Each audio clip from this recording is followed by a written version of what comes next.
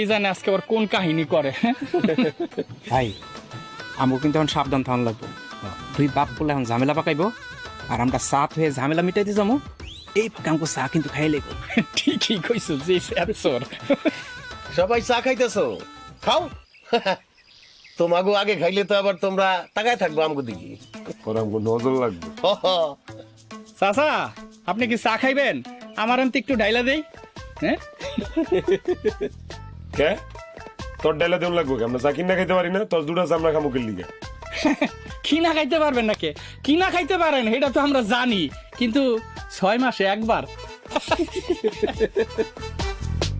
এ খবরদার, আর একটা হাসি হইব না। চায়ের গুষ্টি আজকে বাইরে লই।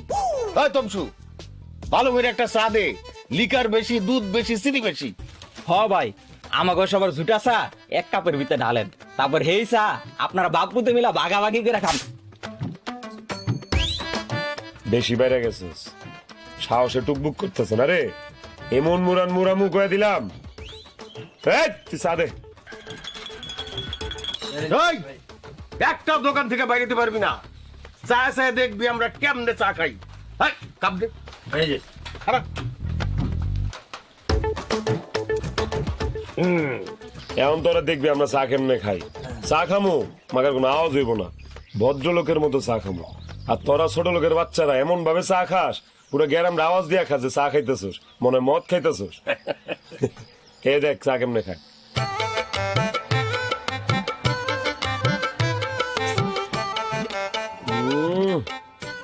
পুরো মাথা চাথা সব মিষ্টি হয়ে গেছে গা। নে, এই যে তোর 10 টাকা, নে দিয়ে দে তো। ধর কে, আমরা চা কিনা খাই না। আজকে দেখছস কেমনে খাইছি? দেখ রে শামিম, মেলা বাড়া বাড়ছস। তুই তোর পোলা পাইনলা রেডি থাইস এমন মুরান মুরা মতো করে। আমরা ছোট লোক তাই না? আমরা ছোট লোক দেখা দিব না। এই, আমরা ছোট লোক না, বুঝছস? মনে রাখিস কথাটা। হাই,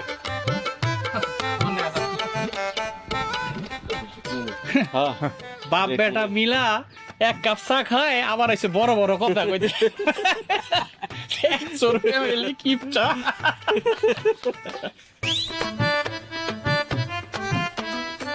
ভাবি বিস্কুট যে খাইতাছো, ভাইজান যদি জানতে পারে তখন কি হইব ভাইবা দেখছো? কি আর হইব, দুটো কথা শুনাবো, তাতে কি আসে যায়। মায়ের এত আর ফেলবো না। আমার কি ক্ষুধা লাগছে, সারাদিন খালি বন্ধ কি খামো আর কি খামো। তাতে খা, তাতে খা। ভাবি গো, ভাইজান আর আব্বা